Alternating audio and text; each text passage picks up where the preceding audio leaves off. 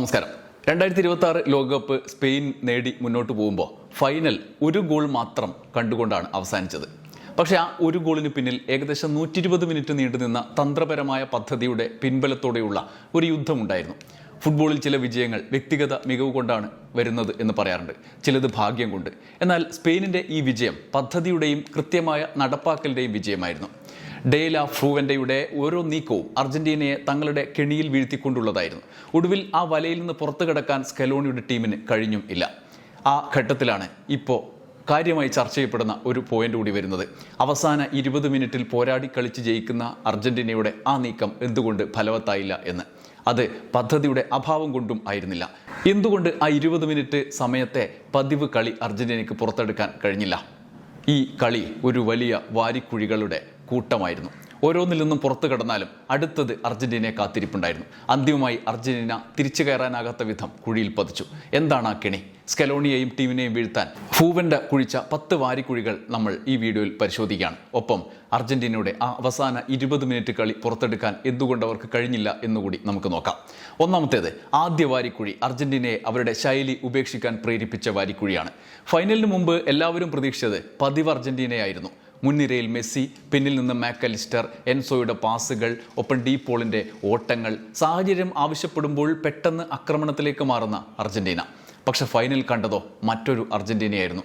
Spain പ്രതിരോധം മാത്രം കളിക്കുന്ന ടീമല്ലെന്നും ആക്രമണത്തിലും ഭീഷണിയാകുമെന്നും ഫൂവൻ്റ വ്യക്തമാക്കിയിരുന്നതാണ്. അതുകൊണ്ട് തന്നെ അർജന്റീന സ്വന്തം ആക്രമണ രീതിക്ക് പകരം പ്രതിരോധത്തിന് മുൻഗണന നൽകി. അതിൻ്റെ ഫലമാണ് കണക്കുകൾ നമ്മളോട് പറയുന്നത്. 68% പന്തടക്കം സ്പെയിനിന്, 20 ഷോട്ടുകൾ, 18 ഷോട്ട് ഓൺ ടാർജറ്റ്. അതേസമയം അർജന്റീനയോ വെറും 3 ഷോട്ടുകൾ, ഗോൾ പോസ്റ്റിലേക്ക് 0 ഷോട്ടുകൾ. ഇതായിരുന്നു ആദ്യ വാരിക്കുഴി. ആദ്യ പകുതി അവസാനിക്കുമ്പോൾ സ്കോർ 0-0. 60-ാം മിനിറ്റിലും 0-0, 90-ാം മിനിറ്റിലും 0-0. പുറമേ നോക്കുമ്പോൾ മത്സരം തുല്യമായിരുന്നു. പക്ഷെ കളിയുടെ ഒഴുക്ക് തുല്യമായിരുന്നില്ല. സ്പെയിനിൻ്റെ നിരന്തര ആക്രമണം, അർജന്റീന അതിനെ അതിജീവിച്ചു. ഇവ രണ്ടും ഒരേ കാര്യവുമല്ല. ഷൂട്ടൗട്ടിലേക്ക് കൊണ്ടുപോകാനായിരുന്നു അർജന്റീനയുടെ ശ്രമം എന്ന് നമുക്ക് വ്യാഖ്യാനിക്കാം. ഗോൾ കണ്ടെത്താനായിരുന്നു സ്പെയിനിൻ്റെ ശ്രമം എന്നും. സ്പെയിൻ വിജയിക്കുകയാണ് ചെയ്തത്. ഈ ലോകകപ്പിൽ അർജന്റീനയുടെ ഏറ്റവും വലിയ ശക്തി എന്തായിരുന്നു? അവരൊരിക്കലും വെറും പ്രതിരോധത്തിനായി കളിച്ചിരുന്നതായിരുന്നില്ല. കേപ്പ് വെർദെക്കെതിരെ പിന്നിൽ നിന്ന് പോയ ശേഷവും അവർ തിരിച്ചു വന്നു. ഈജിപ്തിനെതിരെ ഗോൾ വാങ്ങിയിട്ടും തിരിച്ചടിച്ചു. സ്വിറ്റ്സർലൻഡിനെതിരെ മത്സരം കടുപ്പമായപ്പോൾ പോലും ആക്രമണം നിർത്തിയില്ല. മുൻനിരയിൽ മെസ്സി, പിന്തുണയ്ക്കാൻ മാക്കലിസ്റ്റർ, ഡി പോളിൻ്റെ ഓട്ടങ്ങൾ, എൻസോയുടെ ലോങ് പാസുകൾ, വലതുവശത്ത് മൊളീനയുടെ ഓവർലാപ്പുകൾ. ഇതായിരുന്നു ഈ ലോകകപ്പിലുടനീളം അർജന്റീനയുടെ മുഖം. പക്ഷെ ഫൈനലിൽ തുടക്കം മുതൽ കണ്ടത് മറ്റൊരു ടീമിനെയാണ്. 5 ഡിഫൻഡർമാരെ പോലെ പ്രതിരോധം. പേപ്പറിൽ അർജന്റീന 4 ഡിഫൻഡർമാരുമായുള്ള ഇറക്കം. എന്നാൽ മത്സരം തുടങ്ങിയതോടെ ഡി പോളും മാക്കലിസ്റ്ററും പിന്നിലേക്ക് ഇറങ്ങി. മൊളീനയും ടാഗ്ലിയാഫിക്കോയും ആക്രമണത്തിലേക്ക് പതിവ് പോലെ കയറിയില്ല. മെസ്സിയും പലപ്പോഴും സെൻട്രൽ സർക്കിളിലേക്ക് ഇറങ്ങി പന്ത് സ്വീകരിക്കേണ്ടി വന്നു. ഫലത്തിൽ അർജന്റീനയുടെ ഫോർവേഡ് ലൈൻ ഒറ്റപ്പെട്ടു. ലൗട്ടാറോ മാർട്ടിനസ് ഇല്ലാത്ത സാഹചര്യത്തിൽ മുന്നേറ്റത്തിന് വേഗം നൽകാൻ ആളില്ലാതെ ആയി എന്ന്. ഇതാണ് ഒന്നാമത്തെ കെണി. രണ്ടാമത്തേത്, മെസ്സിയെ നേരിട്ടല്ല സ്പെയിൻ തടഞ്ഞത് എന്നതാണ്. പന്തിനെ തടഞ്ഞു. മത്സരത്തിന് മുമ്പ് ഫൂവൻ്റ പറഞ്ഞിരുന്നു മെസ്സിയെ മാത്രം നോക്കി കളിക്കാൻ പോകുന്നില്ല എന്ന്. അതിൻ്റെ അർത്ഥം പിന്നീട് ഗ്രൗണ്ടിൽ വ്യക്തമായി. മെസ്സിയെ മാൻമാർക്ക് ചെയ്തില്ല. പകരം മാക്കലിസ്റ്ററിലേക്കുള്ള പാസ്, എൻസോയുടെ വിതരണം, ഡി പോളിൻ്റെ ഓട്ടം, ഇവയെല്ലാം തുടക്കത്തിൽ തന്നെ തടഞ്ഞു. മെസ്സിയെ പൂട്ടിയതല്ല, മെസ്സിയെ ഒറ്റപ്പെടുത്തുകയായിരുന്നു ഫൂവൻ്റ ചെയ്തത്, സ്പെയിൻ ചെയ്തത്. ഇതാണ് രണ്ടിനുമിടയിലെ വ്യത്യാസം. സ്പെയിൻ മെസ്സിയെ കളിയിൽ നിന്നും പുറത്താക്കിയില്ല, പക്ഷേ അദ്ദേഹത്തെ ടീമിൽ നിന്ന് വേർപെടുത്തി നിർത്തി, പന്തിൽ നിന്ന് വേർപെടുത്തി നിർത്തി, അപകട മേഖലയിൽ നിന്ന് വേർപെടുത്തി. അത് വിജയിച്ചു. മെസ്സിയുടെ നിരാശ, മത്സരം നീളുന്നതിനനുസരിച്ച് മെസ്സി കൂടുതൽ പിന്നിലേക്ക് പോകുന്നത് കാണുമ്പോൾ നമുക്ക് വ്യക്തമാകും. കൈകൾ ഉയർത്തി സഹതാരങ്ങളോട് പന്ത് ആവശ്യപ്പെടുന്ന രംഗങ്ങൾ നമുക്ക് ടി വിയിൽ കാണാൻ പറ്റുമായിരുന്നു. എന്നാൽ സ്പെയിനിൻ്റെ പ്രതിരോധ ബ്ലോക്ക് ഒരിക്കലും തകർന്നതേയില്ല. മൂന്നാമത്തേത്, ടിക്കി ടാക്കയുടെ പുതിയ രൂപം. സ്പെയിൻ ഇത്തവണ പഴയ ടിക്കി ടാക്ക മാത്രം കളിച്ചില്ല. പന്ത് കൈവശം വെക്കുകയും അവസരം കിട്ടുമ്പോൾ നേരിട്ട് ആക്രമിക്കുകയും ചെയ്യുകയും ചെയ്തു. 803 പാസുകൾ, 90% കൃത്യമായ പാസ്, 20 ഷോട്ടുകൾ, 11 ലക്ഷ്യത്തിലേക്ക്. ഇത് പഴയ ടിക്കി ടാക്കയല്ല, ഇത് ആക്രമണോത്സുക ടിക്കി ടാക്കയാണ്. യമാൽ, ഒൽമോ, വില്യംസ് തുടങ്ങിയവർ വിങ്ങുകളിൽ നിന്ന് നിരന്തരം ആക്രമണം നടത്തി. അതിൻ്റെ ഫലമായിരുന്നു വിജയ ഗോൾ. അധിക സമയത്ത് വന്ന ടോറസിൻ്റെ ഗോൾ ഒരൊറ്റപ്പെട്ട മുഹൂർത്തം ആയിരുന്നില്ല. മുഴുവൻ മത്സരവും സ്പെയിൻ സൃഷ്ടിച്ച സമ്മർദ്ദത്തിൻ്റെ അവസാന മത്സര ഫലമായിരുന്നു അത്. യമാലിൻ്റെ നിരന്തര ഡ്രിബിൾ ഡ്രിബിളുകൾ വേറൊരു ഭാഗത്ത്, ഒൽമോയുടെ മൂവ്മെൻറ്റുകൾ, റോഡ്രിയുടെ നിയന്ത്രണം, നിക്കോയുടെ വേഗം, ഇവയെല്ലാം ചേർന്നാണ് അർജന്റീനയുടെ പ്രതിരോധത്തിൽ ആദ്യമായി വലിയ വിള്ളലുകൾ ഉണ്ടാക്കി തുടങ്ങിയത്. ആ വിടവാണ് ഒടുവിൽ ടോറസ് മുതലെടുത്തത്. നാലാമത്തേത് സ്കലോണിയുടെ തിരിച്ചടിച്ച പദ്ധതി. അർജന്റീനയുടെ കരുത്ത് എപ്പോഴും തിരിച്ചടിക്കാനുള്ള കഴിവായിരുന്നു. പിന്നിലായാലും ഗോൾ കണ്ടെത്തുക, സബ്സ്റ്റിറ്റ്യൂഷനിലൂടെ മത്സരം മാറ്റുക. ഫൈനൽ പക്ഷേ ആദ്യം രക്ഷപ്പെടുക എന്ന ലക്ഷ്യമാണ് പ്രധാനമായി തോന്നിയത്. അത് 105 മിനിറ്റ് വരെ വിജയിക്കുകയും ചെയ്തു. കാരണം എമിലിയാനോ മാർട്ടിനസ് അതിഗംഭീര പ്രകടനമായിരുന്നു. പക്ഷേ ഒരു ഗോൾ വാങ്ങിയപ്പോൾ തിരിച്ചടിക്കാനുള്ള ആക്രമണ ഘടന അർജന്റീനയ്ക്കില്ലായിരുന്നു. ഒരു വലിയ പ്രശ്നം രൂപപ്പെട്ടു. പ്രതിരോധത്തിനായി ഇത്രയധികം ഊർജ്ജം ചെലവഴിച്ച അർജന്റീനയ്ക്ക് ഒരു ഘട്ടത്തിൽ അതിന് കഴിഞ്ഞ് ശേഷം ആക്രമിക്കാൻ ബാക്കി ശക്തി ഉണ്ടായിരുന്നില്ല. മെസ്സി താഴേക്കിറങ്ങുന്നു, ഡീപോൾ പിന്നിലാവുന്നു, മാക്കലിസ്റ്റർ പ്രതിരോധത്തിലാകുന്നു. മുന്നിൽ ആരാണ് ആക്രമിക്കുക? ഇതാണ് വലിയ ചോദ്യം. ലൗട്ടാറോയുടെ അഭാവം പ്രത്യേകമായി വന്നു. ലൗട്ടാറോ മാർട്ടിനസ് അർജന്റീനയുടെ ഏറ്റവും മികച്ച ഫിനിഷർമാരിൽ ഒരാൾ കൂടിയാണ്. അദ്ദേഹം ഗ്രൗണ്ടിലുണ്ടെങ്കിൽ പ്രതിരോധ നിര പിന്നിലേക്ക് മാറേണ്ടി വരും. ഫൈനലിൽ ആ ഭീഷണി സ്പെയിനിന് നേരിടേണ്ടി വന്നതേയില്ല. എന്തുകൊണ്ടത് സംഭവിച്ചു എന്ന് നമ്മൾ ഇതിന് പിന്നാലെ വിശദീകരിക്കുന്നുണ്ട്. അർജന്റീനയുടെ അവസാനത്തെ 20 മിനിറ്റ് കളി പുറത്തെടുക്കാൻ കഴിയാത്തതിനുള്ള ഒരു കാരണം. എന്തായാലും ലൗട്ടാറോ ഗ്രൗണ്ടിലുണ്ടെങ്കിൽ പ്രതിരോധ നിര പിന്നിലേക്ക് മാറേണ്ടി വരും. ഫൈനലിൽ ആ ഭീഷണി സ്പെയിനിന് നേരിടേണ്ടി വന്നതേയില്ല. സബ്സ്റ്റിറ്റ്യൂഷനിൽ വൈകിയത് പ്രധാനപ്പെട്ട പ്രതിബന്ധമായി. ലോകകപ്പിലുടനീളം സ്കലോണിയുടെ ഏറ്റവും വലിയ ശക്തികളിലൊന്ന് ബെഞ്ചായിരുന്നു. മത്സരം മാറുമ്പോൾ പുതിയ ഊർജ്ജം, പുതിയ ആക്രമണം, പുതിയ ആശയങ്ങൾ അദ്ദേഹം കൊണ്ടുവരുമായിരുന്നു. പക്ഷേ ഫൈനലിൽ അത് സംഭവിച്ചില്ല. കാരണം ആദ്യ ലക്ഷ്യം ആക്രമണം ആയിരുന്നില്ല, പ്രതിരോധമായിരുന്നു. ഷൂട്ടൗട്ടിലേക്ക് മത്സരം കൊണ്ടുപോകാൻ അവർ ഇടയ്ക്ക് ലക്ഷ്യം വെച്ചു. അതുകൊണ്ട് ആക്രമണ സബ്സ്റ്റിറ്റ്യൂഷനുകൾ വൈകി. വന്നപ്പോഴേക്കും സ്പെയിൻ മത്സരത്തിൻ്റെ നിയന്ത്രണം പൂർണ്ണമായി ഏറ്റെടുത്തു. ഫൂവൻഡ അതുതന്നെയാണ് കാത്തിരുന്നത്. സ്പെയിൻ എന്തുകൊണ്ടാണ് ക്ഷമയോടെ കളിച്ചത്? അതിന് കാരണം അവർക്കറിയാമായിരുന്നു. അർജന്റീന കൂടുതൽ സമയം പ്രതിരോധത്തിൽ ചെലവഴിച്ചാൽ ക്ഷീണിക്കും, മുന്നേറ്റങ്ങൾ കുറയും, സ്പേസ് തുറക്കപ്പെടും. അതാണ് പിന്നീട് സംഭവിച്ചതും സ്പെയിൻ മുതലെടുത്തതും സ്പെയിനിനെ വിജയിപ്പിച്ചതുമായ കാരണം. ഇനി അഞ്ചാമത്തെ വാരിക്കുഴി അർജന്റീന കുടുങ്ങിക്കിടന്ന പ്രതിരോധത്തിൻ്റെ വാരിക്കുഴിയാണ്. അർജന്റീന നിരവധി താരങ്ങളെ സ്വന്തം ബോക്സിന് മുന്നിൽ നിർത്തി. അത് ആദ്യഘട്ടത്തിൽ വിജയിച്ചു. പക്ഷേ സ്പെയിൻ ആക്രമണം നിർത്തിയില്ല. അർജന്റീന അവരുടെ സ്വാഭാവിക കളി ഉപേക്ഷിക്കാൻ നിർബന്ധിതരാക്കപ്പെട്ടു. ഫൂവൻഡ അതാണ് ചെയ്തത്. സ്പെയിൻ പ്രതിരോധത്തിൽ മാത്രം ഒതുങ്ങുന്ന ടീമല്ലെന്ന് അദ്ദേഹം അർജന്റീനയെ വിശ്വസിപ്പിച്ചു. അതിന് മറുപടിയായി സ്കലോണി തൻ്റെ ടീമിനെ കൂടുതൽ പ്രതിരോധാത്മകമാക്കി. അവിടെ തന്നെ മത്സരം സ്പെയിനിൻ്റെ ദിശയിലേക്ക് തിരികുകയായിരുന്നു. അർജന്റീന ലോകകപ്പിലുടനീളം വിജയിച്ച ശൈലി ഇവിടെ ഈ ഫൈനലിൽ ഉപേക്ഷിച്ചു എന്ന് വേണം കരുതാൻ. സ്പെയിൻ അതിനായിട്ടാണ് കാത്തിരുന്നത്. ഫലമോ? റിസൾട്ട് ഇങ്ങനെയായി. 9 കോർണറുകൾ, 20 ഷോട്ടുകൾ, തുടർച്ചയായ സമ്മർദ്ദം. ഒടുവിൽ അധിക സമയത്ത് ആ പ്രതിരോധത്തിൻ്റെ വിടവിലൂടെ ടോറസിൻ്റെ ഗോൾ. പ്രതിരോധം മാത്രം കൊണ്ട് ലോകകപ്പ് ജയിക്കാൻ കഴിയില്ലെന്ന് ഈ മത്സരം വീണ്ടും തെളിയിച്ചു. വാരിക്കുഴി അവർ കുഴിച്ചു. പക്ഷേ അതിലേക്ക് ആദ്യം ചാടിക്കയറി അർജന്റീന. ഫൈനൽ ഒരു കാര്യം വീണ്ടും തെളിയിച്ചു. പ്രതിരോധം മത്സരം നീട്ടും, ആക്രമണമാണ് മത്സരം ജയിപ്പിക്കുക എന്ന്. അർജന്റീന മത്സരം നീട്ടി, സ്പെയിൻ മത്സരം ജയിച്ചു. ഇനി ആറാമത്തേതാണ് മർമ്മപ്രധാനം. സബ്സ്റ്റിറ്റ്യൂഷനിൽ സ്പെയിനാണ് ജയിച്ചത്. സ്കലോണിക്ക് കൈവിട്ട കളിയിലേക്ക് അത് എത്തിച്ചു. സ്പെയിൻ മത്സരത്തിൻ്റെ താളത്തിനനുസരിച്ച് മാറ്റങ്ങൾ വരുത്തി. ഫ്രഷായ കാലുകൾ ഗ്രൗണ്ടിലെത്തിച്ചു. ആക്രമണത്തിൻ്റെ വേഗം നിലനിർത്തി. അർജന്റീനയ്ക്ക് ആ സ്വാതന്ത്ര്യം ലഭിച്ചില്ല. കളിയുടെ ഗതി തന്നെ അവരെ പ്രതിരോധത്തിലേക്ക് തള്ളിയിട്ടതിനാൽ ആക്രമണ സബ്സ്റ്റിറ്റ്യൂഷനുകൾ ഫലപ്രദമാക്കാൻ സാഹചര്യം ഉണ്ടായില്ല. അധിക സമയത്ത് ആ കാര്യം വ്യക്തമാക്കപ്പെട്ടിരുന്നു. സ്പെയിനിൻ്റെ ഓട്ടത്തിൻ്റെ വേഗം കുറഞ്ഞതേയില്ല, അർജന്റീനയുടെ വേഗം കുറഞ്ഞു. ഈ വ്യത്യാസം സൃഷ്ടിച്ചത് ബെഞ്ചാണ്. പുതിയ ആളുകളെ ഇറക്കാൻ സ്പാനിഷ് ടീം റെഡിയായി. ക്ഷീണിച്ച ഡിഫൻഡർമാർക്കെതിരെ കൂടുതൽ ഡ്രിബിൾ ചെയ്തു, കൂടുതൽ സ്പ്രിന്റ് നടത്തി, കൂടുതൽ സമ്മർദ്ദം ചെലുത്തി. ഗോൾ വന്നതിന് പിന്നിലെ ബെഞ്ചിലെ സ്വാധീനം പ്രധാനമായിരുന്നു. ഫെറാൻ ടോറസിൻ്റെ വിജയ ഗോളിനെ പലരും ഫിനിഷിംഗ് മാത്രമായാണ് കണ്ടത്. പക്ഷേ ആ ഗോളിന് പിന്നിൽ 120 മിനിറ്റോളം നീണ്ട സബ്സ്റ്റിറ്റ്യൂഷൻ മാനേജ്മെൻറ്റും ഉണ്ടായിരുന്നു. ഫുവൻഡ തൻ്റെ ആക്രമണത്തിൻ്റെ തീവ്രത ഒരിക്കലും കുറക്കാൻ പദ്ധതിയിൽ രൂപം നൽകിയിരുന്നില്ല. സ്കലോണിക്ക് അത് ചെയ്യാനായില്ല എന്നതാണ്. യഥാർത്ഥത്തിൽ സ്കലോണി ആസൂത്രിതമായി ചെയ്തതാണ് എന്ന് പറയാൻ കഴിയില്ല.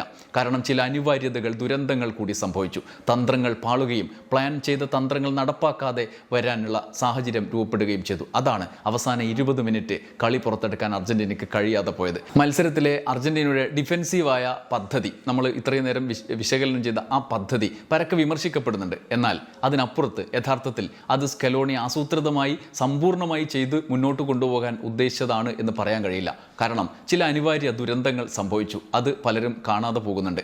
തന്ത്രങ്ങൾ, തുടക്കത്തിലെ തന്ത്രം ശരിയാണ്, ഡിഫെൻസീവായി അവർ ആദ്യം കളിച്ചു. പക്ഷേ ആ തന്ത്രത്തിൻ്റെ തുടർച്ചയായിട്ട് പദ്ധതിയിട്ട കാര്യങ്ങൾ നടപ്പായില്ല. അത് പാളുകയും പ്ലാൻ ചെയ്ത തന്ത്രങ്ങൾ നടപ്പാക്കാനാകാതെ വരികയും ചെയ്തു. എന്താണ് സംഭവിച്ചത് എന്ന് നോക്കാം.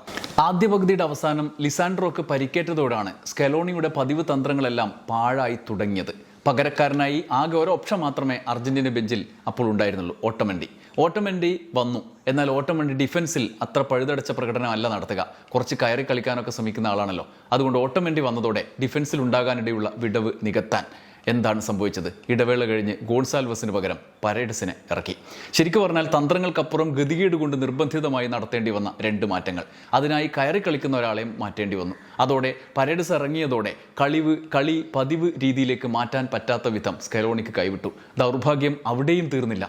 ഇറങ്ങിയ ഉടനെ പരേഡസിന് യെല്ലോ കാർഡ് കിട്ടി.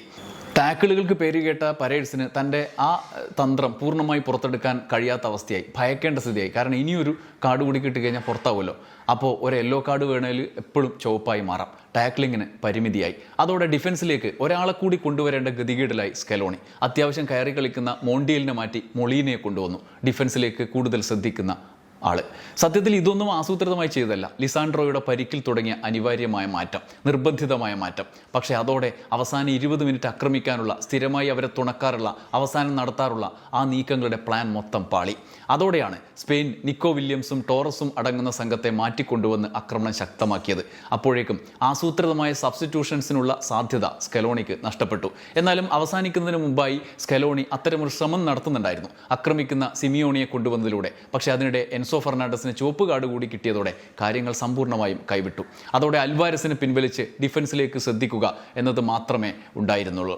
ലിസാൻഡ്രോയുടെ പരിക്കിൽ തുടങ്ങി പരേഡ്സിൻ്റെ യെല്ലോയിലൂടെ ദൗർഭാഗ്യം അർജന്റീനയുടെ മുകളിൽ ഇന്നലെ പരന്നൊഴുകിയ ദിവസമായിരുന്നു. ചുവപ്പ് കാർഡ് അതിൻ്റെ പാരമ്യവും. അവിടെയാണ് നമ്മൾ നേരത്തെ പറഞ്ഞ പോലെ ലൗട്ടാറോയൊന്നും ഇറക്കാനേ പറ്റാത്ത സാഹചര്യത്തിലേക്ക് കാര്യങ്ങൾ എത്തിയത്. അവസാനത്തെ 20 മിനിറ്റ് എന്ന അവരുടെ തന്ത്രം പാഴായിപ്പോയത്. തയ്യാറാക്കി വന്ന എല്ലാം മാറ്റേണ്ടി വന്നതോടെ അവർക്ക് പിന്നെ പിടിച്ചു നിൽക്കാൻ ശ്രമിക്കുക എന്നത് മാത്രമായിരുന്നു വഴി. ഇത്ര പാളിയ തന്ത്രങ്ങൾക്കിടയിലും അവർ പക്ഷേ ഗോൾ വീഴാതെ പിടിച്ചു നിന്നു. ബ്രസീലൊക്കെ 7-1 പരാജയപ്പെട്ട വേദിയാണ് ലോകകപ്പിൻ്റെ നോക്കൗട്ട് മത്സരങ്ങൾ.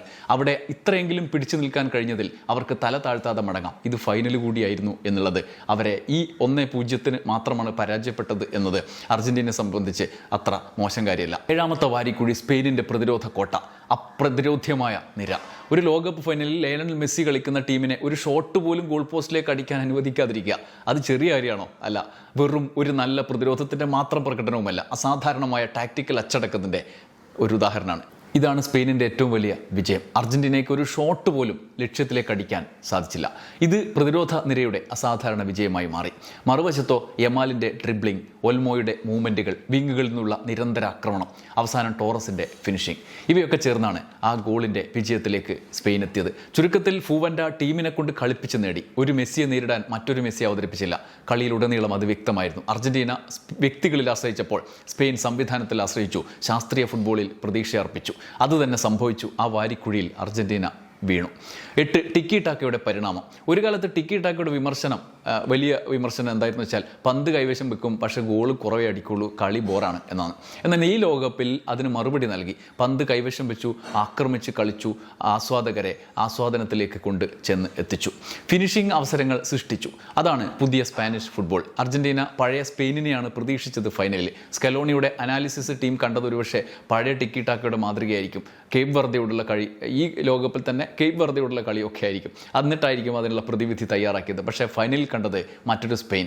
പന്ത് മാത്രം കൈവശം വെക്കുന്ന ടീമല്ല, ഓരോ ആക്രമണവും അവസാനിപ്പിക്കാൻ ശ്രമിക്കുന്ന ടീമാണ്. ഈ മാറ്റം തിരിച്ചറിയാൻ അർജന്റീനയ്ക്ക് സമയം കിട്ടിയില്ല. സ്പെയിൻ പുതിയ കാലത്തേക്ക് മാറി. അർജന്റീന പക്ഷേ സ്വന്തം ശക്തി ഉപയോഗിച്ചു വരുമ്പോഴേക്കും എല്ലാം കൈവിട്ടു പോയിരുന്നു. ഫലത്തിൽ സ്പെയിൻ പുതിയ ഫുട്ബോൾ കളിച്ചു, അർജന്റീന സ്വന്തം ഫുട്ബോൾ പുറത്തെടുത്തില്ല. അതായിരുന്നു ഏറ്റവും വലിയ വ്യത്യാസം. 9ാമത്തേത് ഫിസിക്കൽ പോരാട്ടത്തിൽ കുടുങ്ങിയ അർജന്റീന. മത്സരത്തിൻ്റെ അവസാന ഘട്ടത്തിൽ സമ്മർദ്ദം കൂടിയതോടെ ഫൗളുകൾ വർദ്ധിച്ചു. അർജന്റീനയ്ക്ക് നോക്കൂ, 24 ഫൗള്, 5 മഞ്ഞക്കാർഡ്, എൻസോ ഫെർണാണ്ടസിന് അധിക സമയത്ത് ചുവപ്പ് കാർഡ്. ഇതൊക്കെയാണ് അർജന്റീനയുടെ ദുരന്തത്തിന് കാരണം. ഒരു കളിക്കാരൻ കുറവായതോടെ അവസാന നിമിഷത്തിലെ തിരിച്ചുവരവിലുള്ള സാധ്യത പോലും അടഞ്ഞു. പലരും കരുതുന്നത് ഒരു കളിക്കാരൻ കുറയുക എന്നത് പ്രതിരോധത്തെ മാത്രം ബാധിക്കും എന്നാണ്. എന്നാൽ അത് പകുതി മാത്രമാണ് സത്യം. യഥാർത്ഥത്തിൽ 10 പേരായി വന്നാൽ ആദ്യം നഷ്ടമാകുന്നത് മധ്യനിരയുടെ ബാലൻസ് ആണ്. മെസ്സിക്ക് പന്തെത്തിക്കാൻ ആളില്ലാതാകും, ഡീപ് ബോളിന് മുന്നോട്ട് പോകാൻ കഴിയാതാകും, മാക്കലിസ്റ്റർ പ്രതിരോധത്തിലേക്ക് ഇറങ്ങേണ്ടി വരും, ഫോർവേഡുകൾ ഒറ്റപ്പെടും. ഇതാണ് അർജന്റീനയ്ക്ക് സംഭവിച്ചത്. സ്പെയിൻ അവസരം തിരിച്ചറിഞ്ഞു. ചുവപ്പ് കാർഡ് കണ്ട നിമിഷം മുതൽ സ്പെയിൻ കളിയുടെ വേഗം കൂട്ടി. പന്ത് ഒരു വശത്ത് നിന്ന് മറുവശത്തേക്ക് വേഗത്തിൽ മാറ്റി. 10 പേരുള്ള ടീമിന് ഏറ്റവും ബുദ്ധിമുട്ടുള്ള കാര്യം വീതി മുഴുവൻ കവർ ചെയ്യുക എന്നാണ് ഗ്രൗണ്ടിൻ്റെ. ഫുവൻഡയുടെ കളിക്കാർ അത് കൃത്യമായി ഉപയോഗിച്ചു. ഒരു വശത്തെ യമാൽ, നിക്കോ, വേറൊരു വശത്ത് ഒൽമോ മധ്യത്തിലൂടെ. അർജന്റീനയുടെ പ്രതിരോധം പിളർന്നു. അതോടുകൂടിയാണ് പരാജയത്തിലേക്ക് പോകുന്നത്. ഇതിന് കാരണം ആയതോ ഫൗളുകളാണ്. അർജന്റീനയുടെ കളിക്കാർ ഈ തരത്തിലേക്ക് ഫൗളുമായി ഫിസിക്കലായ തന്ത്രങ്ങളുമായി മുന്നോട്ട് പോയതാണ്. അവസാനത്തെ വാരിക്കുഴിയാണ് കോച്ചുമാരുടെ പോരാട്ടത്തിൽ ഫുവൻഡ നേടിയ വിജയം. ഫുട്ബോൾ കളിക്കാർ മാത്രം കളിക്കുന്ന കളിയല്ല എന്ന് പറയാറുണ്ടല്ലോ, കോച്ചുമാർ ജയിക്കും. ഫുവൻഡ ഓരോ മത്സരത്തിലും നിയന്താവായി അർജന്റീനയുടെ ശക്തികളെ പരമാവധി ഇവിടെയും കുറച്ചു, സ്വന്തം ശക്തികളെ ഉയർത്തി. അതാണ് ഫൈനലിലെ ഏറ്റവും വലിയ വ്യത്യാസം. സ്കലോണി എവിടെയാണ് തോറ്റത്? സ്കലോണി മോശം കോച്ചാണോ? ആധുനിക ഫുട്ബോളിലെ ഏറ്റവും മികച്ച പരിശീലകരിൽ ഒരാളാണ്. പക്ഷേ ഓരോ കോച്ചിനും ചിലപ്പോൾ ഒരു ഫൈനലിൽ ഒരു തെറ്റായ നീക്കം പാളിപ്പോയേക്കാം. ഈ ഫൈനലിൽ അതാണ് സംഭവിച്ചത്. അദ്ദേഹം കാത്തിരുന്നത് പന്ത് കൈവശം വെച്ച് ക്ഷമയോടെ കളിക്കുന്ന പഴയ സ്പെയിനിനെയായിരുന്നു.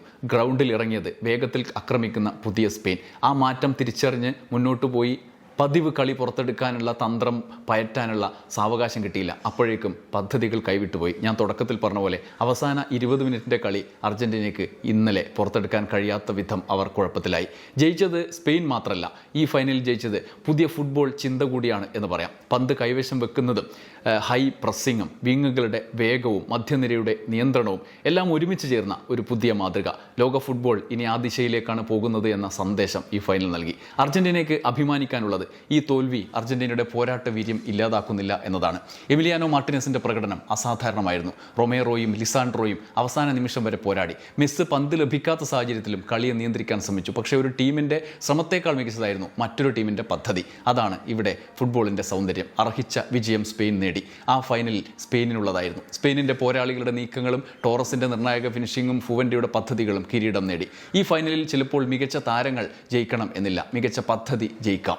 2026 ലോകകപ്പ് ഫൈനൽ അതിൻ്റെ ഏറ്റവും മികച്ച തെളിവായി മാറി. അർജന്റീനയുടെ പോരാട്ട വീര്യം, എമിലിയാനോ മാർട്ടിനസിന്റെ അതുല്യ സേവുകൾ, പ്രതിരോധ നിരയുടെ സമർപ്പണം, ഇവ മത്സരം അധിക സമയത്തേക്ക് നീട്ടി. എന്നാൽ മുഴുവൻ മത്സരവും നിയന്ത്രിച്ചത് സ്പെയിനായിരുന്നു. അവസരങ്ങൾ സൃഷ്ടിച്ചതും സമ്മർദ്ദം നിലനിർത്തിയതും ഒടുവിൽ വിജയ ഗോൾ കണ്ടെത്തിയതും അവർ തന്നെ. അതുകൊണ്ടാണ് പറയുന്നത്, ഈ ലോകകപ്പ് കിരീടം ഒരു ഗോൾ നേടിയ ടീമിന്റെ വിജയം മാത്രമല്ല, ഒരു കോച്ചിന്റെ ദീർഘകാല പദ്ധതിയുടെയും അതിനെ കൃത്യമായി നടപ്പാക്കിയ ടീമിന്റെയും വിജയം കൂടിയായാണ് ചരിത്രത്തിൽ രേഖപ്പെടുത്തപ്പെടുക. നന്ദി, നമസ്കാരം.